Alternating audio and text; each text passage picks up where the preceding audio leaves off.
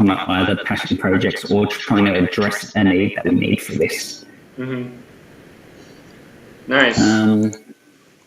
So this is why I'm trying to sort of upend the status quo and the traditions that are all to changing the way that we work. Mm-hmm.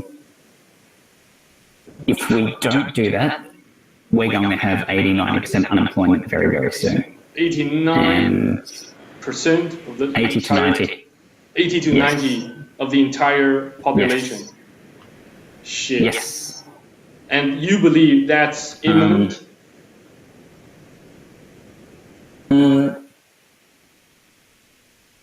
Look, we could probably half the population that's working in Australia today. They are underemployed. We actually have the technology. We have the technology to replace them today.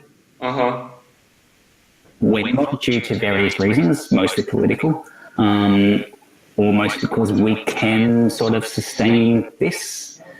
But I think half the people that are in jobs, they're jobs that they don't need to be there. No, they don't. And they really don't need to be there. Such as accountants. And that's a major problem. Now, some people are scared of this because they're like, if these people lose their job, the whole economy is going to collapse. I'm also thinking if these people lose their job, like it is really a pointless job. They can be replaced by a computer. They can do something more productive for society. Yeah, they can try to at least foster their own creativity and make good use of their flexibility, or at least they can at least learn to foster creativity using holistic approaches, not just by the book, red tape. Yeah. True. But it is very sad that the government just doesn't want to promote such holistic and flexible approach. It's an election loser. By embracing this, you're upsetting all businesses. You're upsetting a lot of people. You're going to cause a lot of hardship in the short term, even though it's going to be better long term. But people are always looking at things. Government, while they're aware of it, they're trying to make it the problem of the next government. Okay, so they just basically, let's say, the former regime or team of national leadership will simply, let's say, throw the problems to the next generation of the leadership board, right? Yes, so we've got a very short-term focus in politics at the moment. And they refuse to accept and acknowledge the truth, and which is they created this, they caused this, they caused the overall. Very true, and it's a lot about self-preservation too, because the majority of their own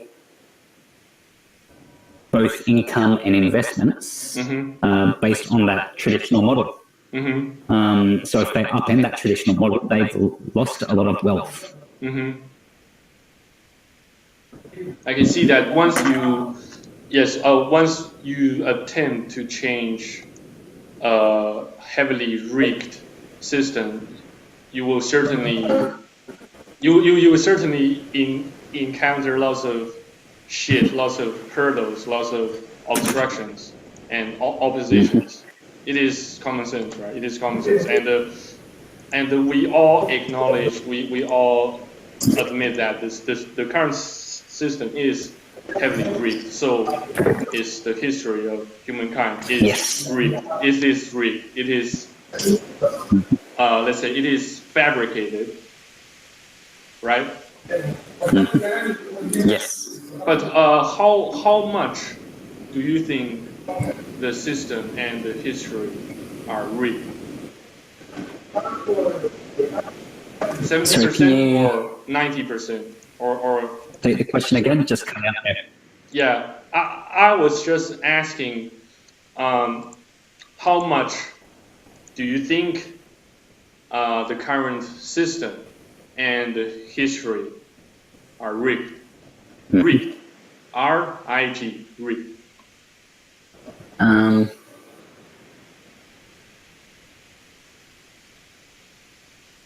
Is it? I couldn't put a percentage on it, but I can say it's irreparable.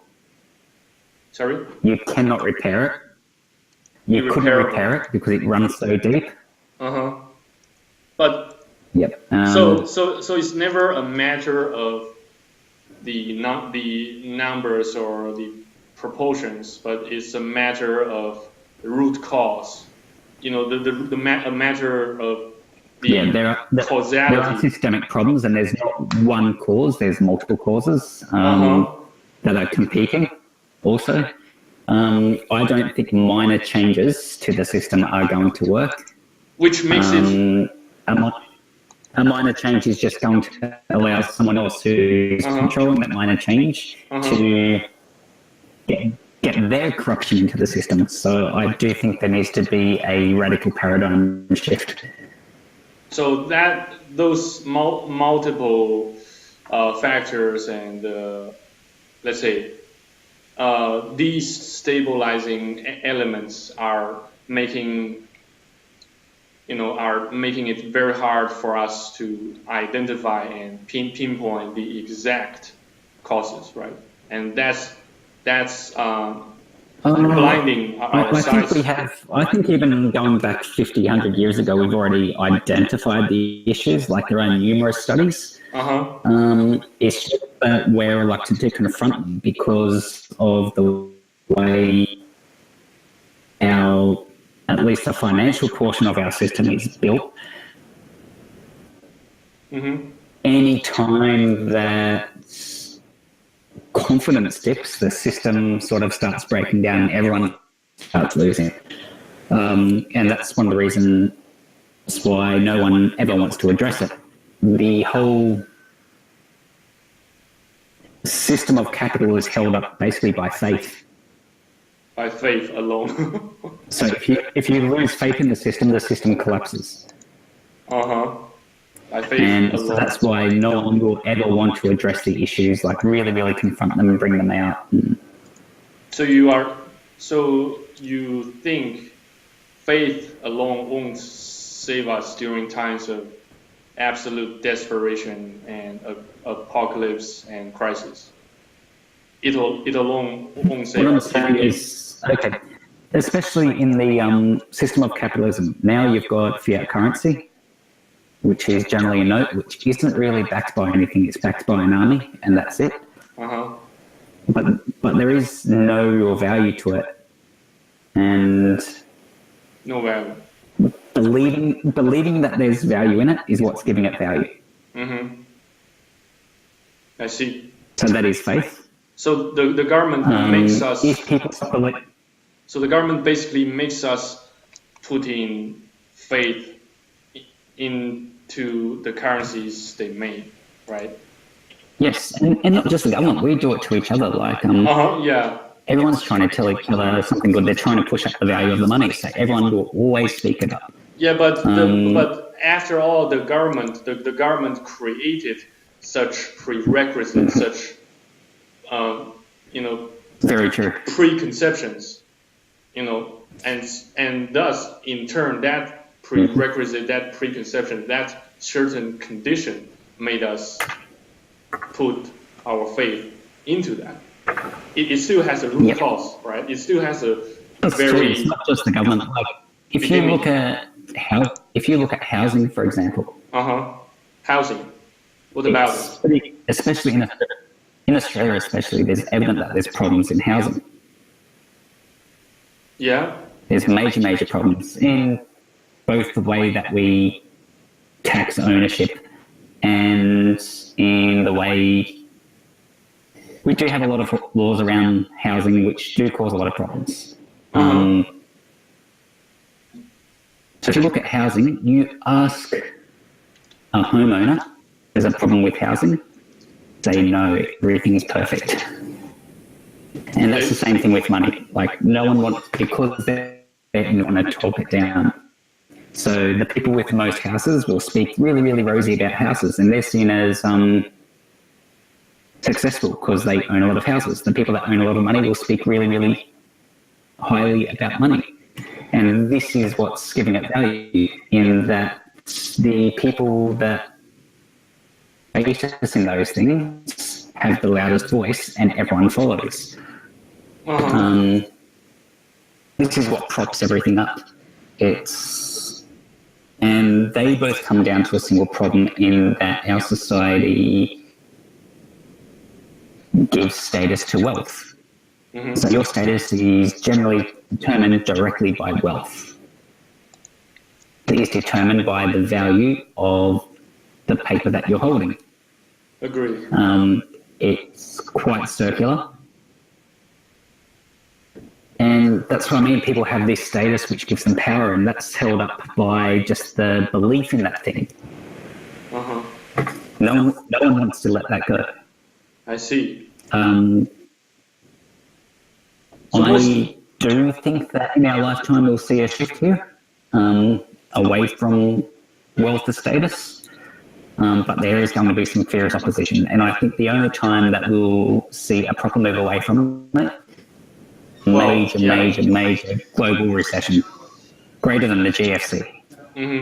Honestly, and personally, I still kind of, I still kind of find it very difficult to, to acknowledge that particular trend is going to change, or it's going to kind of make a great switch or swift anytime soon. So, and considering so the things that can force a shift is the changing faith, changing people's faith. The divide between the you were saying that the things that could possibly make the current trend shift is the change of people's faith, right? The change of their faith. Yes. So no. People won't change their faith. The circumstance can change. So financial inequality. If there's a bigger divide between the rich and the poor, then the poor, especially being the masses, the majority, can become disenfranchised and start coming up with their own system that they can use to trade. Because they will see it as a massive pyramid scheme where the money just flows up. So if they feel that they're losing money, they'll come up with their own system. And there's been movements going on, starting on this for quite a while. Bitcoin is one of the movements that's starting to gain traction now. That really had a anti-authoritarian movement behind it. Anti-authoritarian. Yes. So you think the current Aussie government it's now still assumes heavy control over the real estate prices, and it still has most of the control of people's faith in where they should put their money, right? That's why you call it. I think our government doesn't have a lot of control. They could change the laws to greatly affect it. I think our media in this country has bigger control, and the vast majority of our media is not Australian owned, so it definitely won't act in Australia's interest. So the major media in Australia, they kind of collates with the landlords, with the land owners and the major corporations, right? So they begin to. It's mostly the prop-up banking. So banking. Pushing up a desire for property pushes people towards the banks. Look, really, outside of property, we haven't had a need for banks for about 15 years. There is absolutely no use for the majority of banking services that are out there for your everyday person. Once the internet came along, there was really, really no need for banking. So the only way to get people to keep buying into banking is to go, hey, you need to buy a house. You need to buy a house. You need to get a loan. And basically, actually, we don't need to buy a house in order to survive and maintain relatively decent level or decent quality of life. No, it is not a necessity. The ownership of a house is not a necessity. It's of good good life. because it does give you a proper home. Our rental system in Australia isn't great. It's very, very hard for someone to make somewhere they call home. And that is possibly part of the reason why there is a demand for home ownership. I don't think that's accidental. No, nothing is accidental as the way I see it. Even life, even the emergence of life itself doesn't seem particularly accidental to me. Everything must have a reason or a cause that we can trace back, right? Causality. So you do believe in causality, right? You do believe in that? Yes, definitely. Nice. Yeah. Can you give me a few-minute break? I've had something fly into my eye. I'm just trying to... No worries. Take your time. Okay, I'll be back. See in a minute. you in a few minutes. No worries. Let me drink some water as well. Sure. You can see my grandma behind me.